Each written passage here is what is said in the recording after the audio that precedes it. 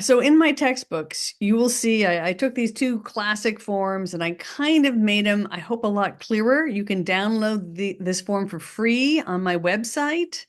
And here is, you can just go to therapythatworksinstitute.com/books. You can use this QR code right here. And you got to sign up for the forms that go with my textbooks, and you will get access to the progress note, the treatment plan, the clinical assessment, and a whole bunch of case conceptualization forms. So this is where you can get that, therapythatworksinstitute.com/books, and you can get access to the free forms that we're going to go over. So at the beginning of most progress notes, you will have you will indicate who the client is. And I'm going to talk about this as if it's a paper file. If you're doing digital, it actually fills all this in for you. It's kind of lovely, but it's good to know what goes in there. But generally, you're going to put the date of the session, the time of the session, and the length of the session. All of that's really critical to be there. And who is actually in the session, what parts of the session. Like sometimes I have a parent in for half of it or 10 minutes, and to document that part. And then you will need to put in the United States, we use CPT codes. I don't know if they're used internationally. I know the ICD has codes, but anyway, we use a 5-digit code that's called the CPT code that is used for billing purposes. What did you do? Was it a 45-minute session, a 60-minute session, that sort of thing?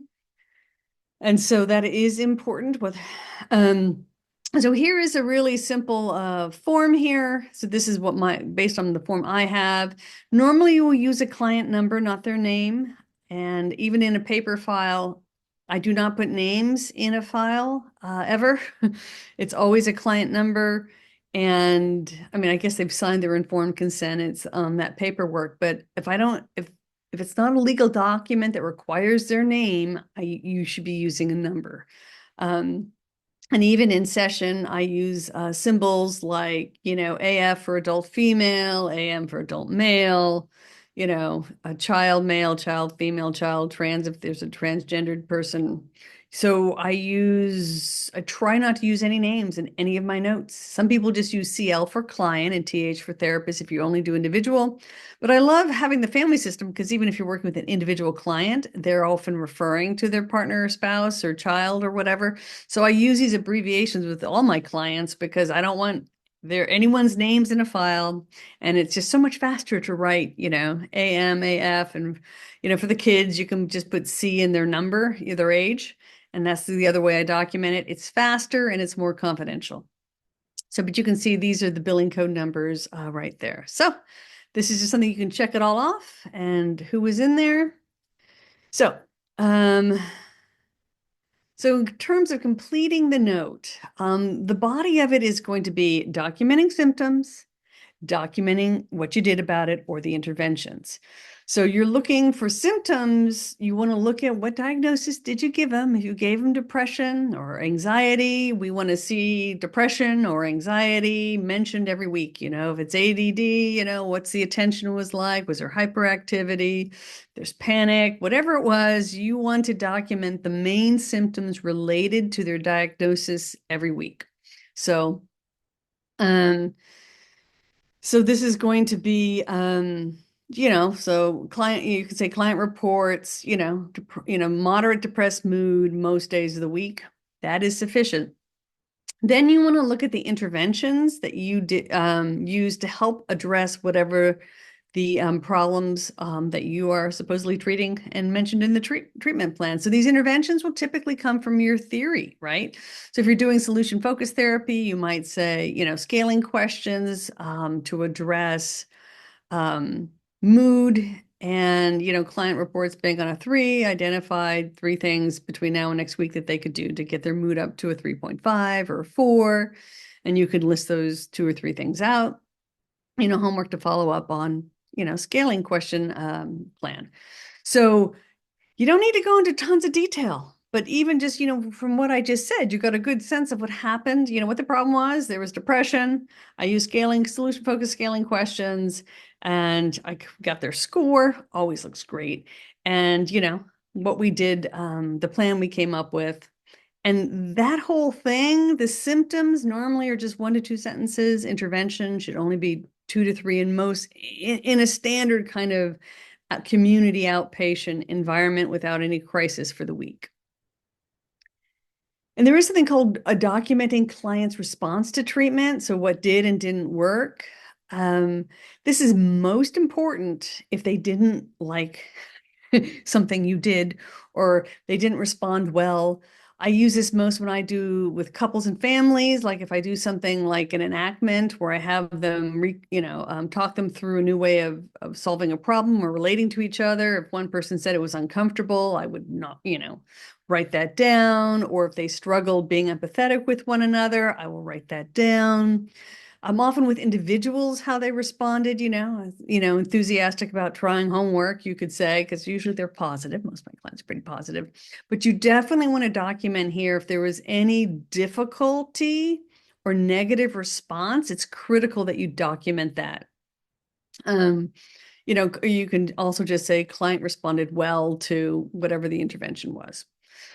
So that though does help protect you. It's also a place where you can, if there was some tension between you and the client, this is where you would document that and what you did about it.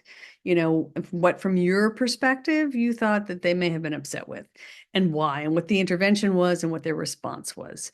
So this is very, very important. If ever you have like tension between you and a client in a room, you want to write down what their response to treatment was. Or if you, let's say you're working with someone when you discussing substance use issues, and you can say, client minimized use, or when suggested reducing, substance use, client was resistant.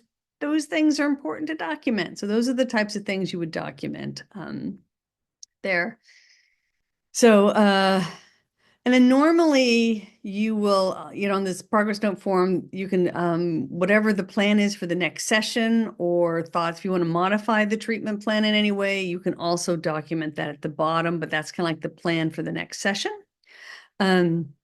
Just to jot down a note to yourself, what you plan to do in the next session.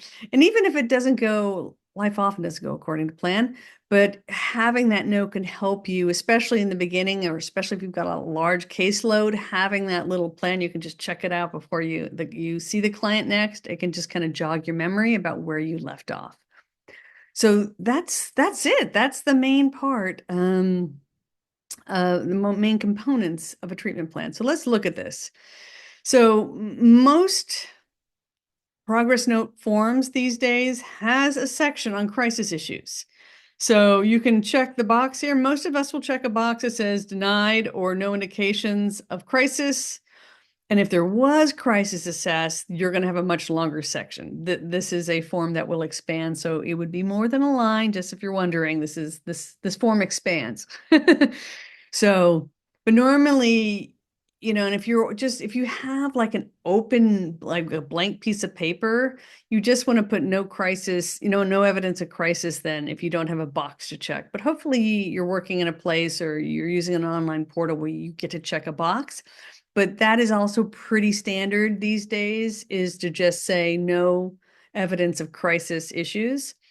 And if you have a specific crisis issues like suicide, or self-harm, you would note that specifically. And so this is again coming from the form you can get for free from my site, but you're going to list the symptoms like depression, so duration and frequency since the last visit, how often did they have it, how severe was it, and then you can have the progress. So this is a drop down menu, which is things are getting better, things are getting worse, things are about the same. So on each of those symptoms, because especially a lot of government, like county organizations, they will want to know, are things getting better? Are they the same, or are they getting, or there's some setbacks, and just to note that.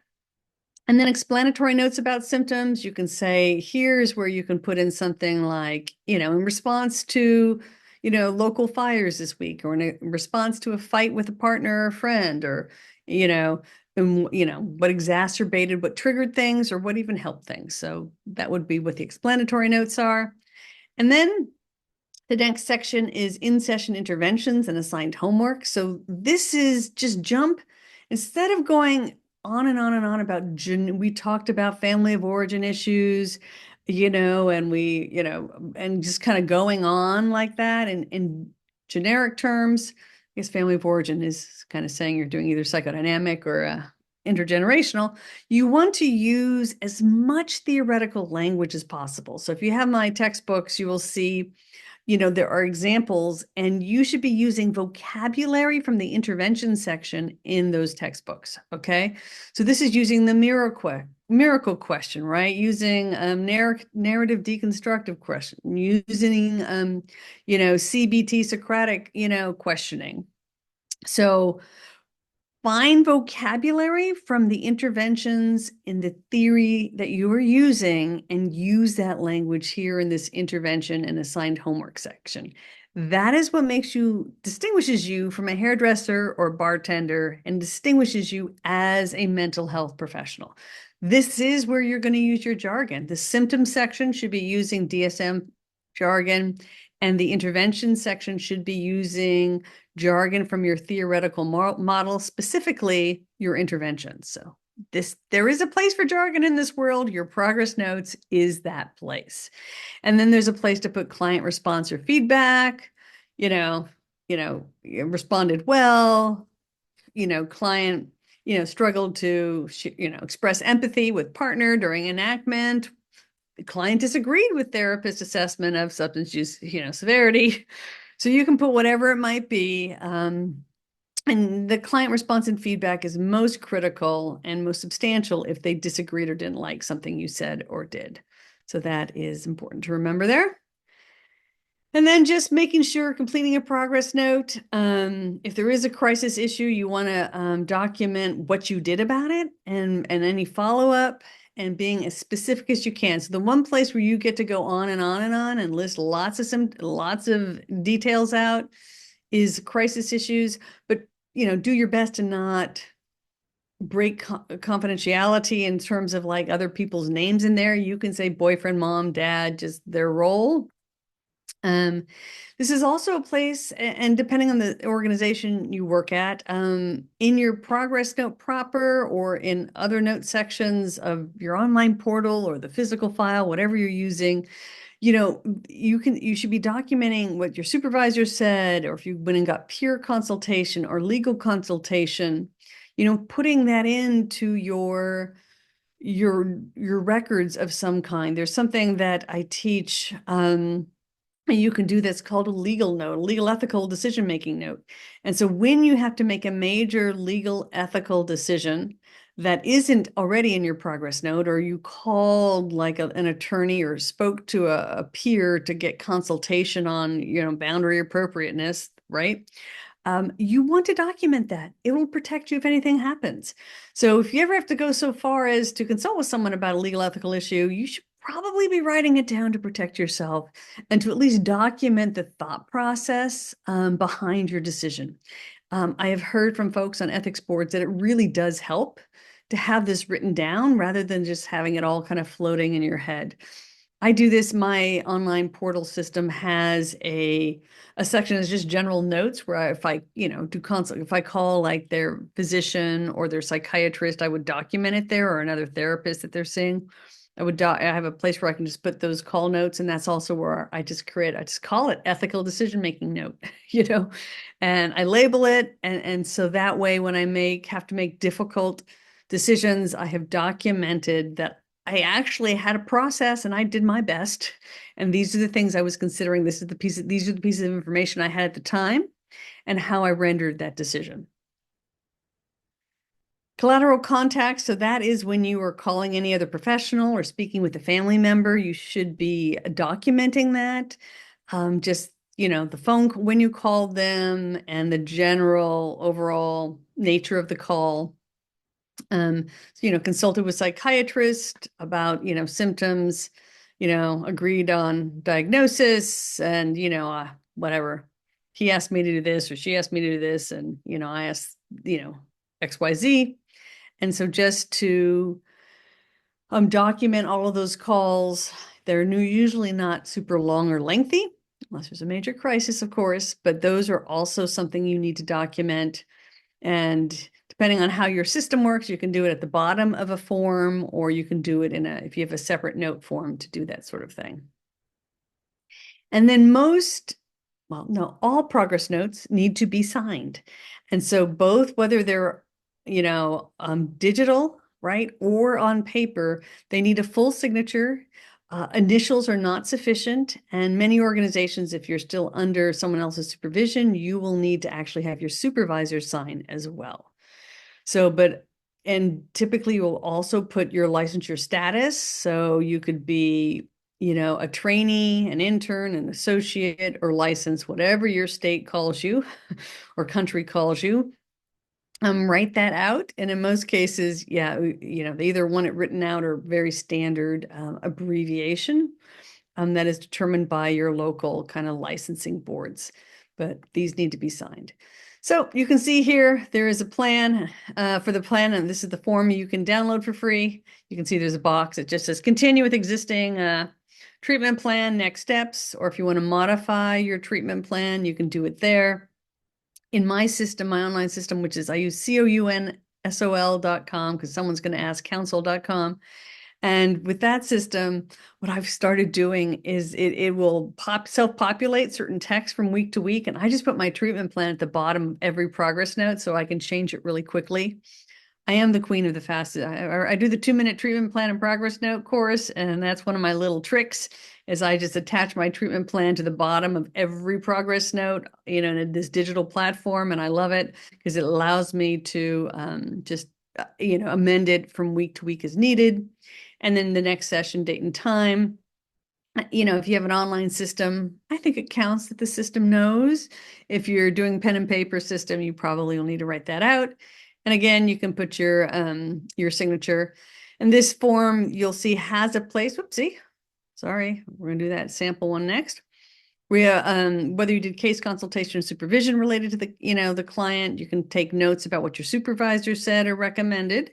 It's always good to, for the trainee, it's documenting that you did your due diligence.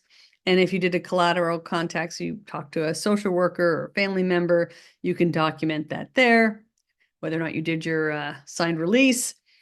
And then again, having everyone sign off with that.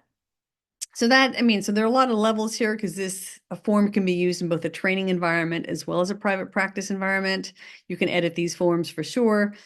But that kind of gives you everything you need. And since it is a textbook, I have all the training information in here as well. So let's look at a sample from one of my books here. You can see we just give it a number. You can see in this is a family session, 2 adults and 3 children. And there were no crisis issues. But you can see that, and this would be for the identified patient. So hyperactivity, right? So they got no red marks in class. So it gave you some good detail there. So it's progressing in terms of progress, inattention in their grades, turned in all their assignments except for one. Most of their homework was done. Family conflict. You can see there was one, a fight on Saturday, explanatory notes, reported role plays have been helpful with in-class behavior problems, adult 34 and adult 40, so the 2 parents, report supporting each other, reinforcing behaviors at school and doing homework and fewer conflicts since parent training sessions. Oh, this is clearly a CBT goal. I see, CBT. Progress note. And yeah, so there was some conflict between the 2 kids, but they were able to resolve it quickly. So you can see this isn't a lot of words, people, but it's very clear, it's very descriptive, and you have a good sense of what's going on. It's pretty detailed without being long. And I think that is my hope for you is that you learn how to do very clear, detailed notes, right? We have a good sense of what the person did or what the symptoms were, and we haven't revealed a lot of very personal information. So you can see what happened in session was they reviewed reward system and answered parents' questions related to it, psychoed on blended family, used art to have each person to pick what she likes most about this family, develop a plan for family fun night to increase cohesion. Again, this is 3 sentences, but we have a really clear sense of what went on. Sounds like some good professional, family therapy was happening. And so we have a good sense of what the problems were. We have a good sense of what happened in session and what the homework was, right? So you have client response. Parents are eager to discuss problems, but children can only listen for shorter periods of time. Everyone was engaged in the art, which brought out playfulness. Okay, we got a sense even about who liked the session, how it went. So again, there are not a lot of words on this page. And you want to keep it clean. You want to keep the symptom part very focused on DSM language, the intervention, very theoretical. We can see that this is kind of CBT, CBFT, in terms of what a progress note can look like. So if you didn't have this form, you would just write out, these words, just write out hyperactivity, was reduced this week, no red marks in class. You would just put these kind of into a sentence format. And you could use symptoms, intervention, feedback plan, or, something like that. The client response and feedback is typically to the interventions. I collapse those into one section often. So this is just a way you can keep your progress notes succinct. And most people go on and on and on in their notes. So this is it is a robust note with lots of information, but it is not crazy long. So let's talk a little bit about a time and a place for progress notes. So I am a stickler about this. I actually will go as far as to say is that it is a problem. Your notes should be done at the end of the day. And if you go to sleep after seeing clients and try to do your progress notes on another day, you will not recall. I remember one time, it's about over 20 years ago. I was pretty experienced at that time, therapist, practicing for at least 10 years. And I remember, I think it was my mom's birthday, and I had been running late. I'd seen clients all day. And I said, I will do my last couple progress notes tomorrow. And I went and had dinner. I went to sleep. And the next day I sat down to do my notes, and I was blown away at what I couldn't remember. Because I have a very good memory usually. Um, and so I actually think it's an ethical issue. And for my supervisees, it is, I don't care. There's not an option. You don't leave the office. You do not stop working. If you're Zooming from home, you are not done unless the progress notes are done that day. I consider it unethical. I mean, there are other contexts that give you such obscene amounts of paperwork where there may not be the case if you have more than 2 or 3 hours of paperwork a day. But even I think those organizations are operating in an unethical way because I have a great memory. I cannot do my progress notes, are not even half as accurate the second day. So even 24 hours later. So your progress notes need to be done immediately, and you should not be leaving the space, whether you're Zooming from a room at home or whether you are in a physical office. You should not be leaving your therapy space until your notes are done. In fact, you should be doing about a 45 to 50-minute session, and you should be using those next 10 minutes to do progress notes. I don't know how else to say it, that you need to work on your skills to wrap up a session sooner. And there's certain clients that need to be wrapped up sooner. I do have a course of doing a 2-minute progress note if you can do simple notes in your work environment. But this is critical because you can't remember the details. You're making stuff up on day 2. So if there's one thing you get from this lecture, is do your notes immediately.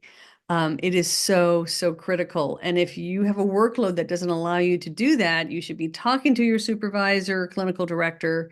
And I would go so far as to I question any work environment in mental health where it is structured so that someone can't get their notes done. I don't know what to tell you. It's not okay because it's not good for protecting your license. And it's not fair to the clients. Your job is to write all this stuff down. And trust me, you're not going to remember half of it the next day. I know someone's going to want to talk about ChatGPT or some other version of AI doing your notes. And I do have a strong opinion about this because I am someone who has a great memory. And I remember from week to week. I remember my clients' lives better than they remember. Sometimes I certain clients. I remember, it'll be October. I'm like, remember last year you had that really tough, holiday visit with your family, and let's talk about how you want to handle it. They're like, oh yeah, I forgot about that. So I am known for having a great memory by my clients, and part of it is because I do my notes immediately following every session, and that helps me remember things.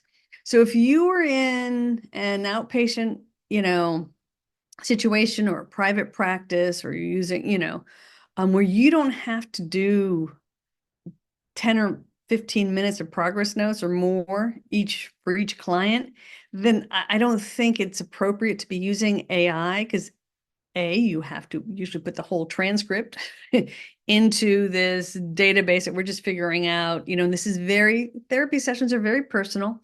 We still don't know where this data, I mean, we can try to trust them, but I don't think until we really have this robustly established that our clients' confidentiality is protected, I don't think it's justifiable in something like a private practice or generic community mental health outpatient setting to put such sensitive information into a database we have no control over, essentially. I know they are responsible for HIPAA compliance, but there have been lots of breaches of medical information over the years, and it's a big deal for us mental health providers. So, however, if you're in an organization that has you doing 10 or more hours per week, 50% of your workload is paperwork, that is where bringing AI into that sort of situation. If you can't bring sanity into the clinical standards for documentation, because if more than half your time is doing clinical paperwork, I think there's a lot wrong with that scenario. So with AI doing your notes, I don't think it's justifiable unless you have a very heavy paperwork environment at this point in history. So that's my strong opinion on that subject, because it does help you remember, and doing your notes helps you consolidate and remember things week to week. So yeah, I am I have a strong opinion about completing those progress notes before the end of the day, and I do see it as an ethical issue. Um, Generally, so you'll be required to keep all your client files and progress notes securely locked when not in immediate use. Many of us now use platforms that do that for us. If you have physical files, historically it's 2 locks, so like a locked room and a locked filing cabinet is a pretty standard scenario, but 2 locks is the general scenario. And anything with a client name, whether even if it's like a memory stick or such, those also need to be under 2 locks. So anything that has their name, your client name phone number should not be in your mobile phone. You actually should get a release. And I do a verbal thing. Like when I have a client who's suicidal, I say, I am going to put your initials and a symbol for being a client in my phone. Is that okay with you? And then I document that their number is now in my phone. But you don't just go put lists of client names and phone numbers. Again, all of that information is confidential. Okay, so now 78% of people do complete their records online. There are some different ethical legal issues with electronic records. So digital records, so you need to let your clients know that you are keeping digital records, and you need to state the potential dangers associated with it, which is the systems can be hacked. They are vulnerable to someone hacking into them, which is why, I don't think I could seriously look at one of my clients and say, yeah, I'm going to take everything you say, recording what you say, and put it into an AI chatbot like ChatGPT, who's going to save me a few minutes, because you still have to read the notes. And if you can do a progress note in 2 minutes, you can often spend longer fixing your AI generated note than writing your own. And you will remember it because you wrote it. So, but you get lazy with AI, you now have inaccurate records, and you're in a lot of trouble, and you can't protect yourself. So I do not see benefit to AI for us. And where I think learning to write good notes is important. So, but you have to let your clients know about the risks of using a digital platform. Even with my HIPAA compliant form, that's in my informed consent that I use a HIPAA compliant data system, and it can be hacked. So, And again, like I said, if you're working in a large agency, you want to make sure that you consider what's going into the file, especially if every doctor in the hospital is going to have access to your mental health records. And I know people in those situations. You just want to be really thoughtful about how your client might feel about having this information freely available. Okay. So I would say that progress notes, they really are our most important documentation that we do. We're going to produce the most of them. And so it's really where we protect ourselves. If you think of a treatment plan or a clinical assessment, the progress note is the week to week re-rendered appropriate professional care. This is what we knew about the client's symptoms. This is what we did about it. This is how they responded. Very important for protecting us and ourselves, and just it is a real important part of what we do. And I know some organizations make it miserable. I hope you can take some of the tips from today's workshop and use it to improve and make it easier for you to fill out whatever documentation you're required to complete. Again, you will get a free copy of my form at therapythatworksinstitute.com/books.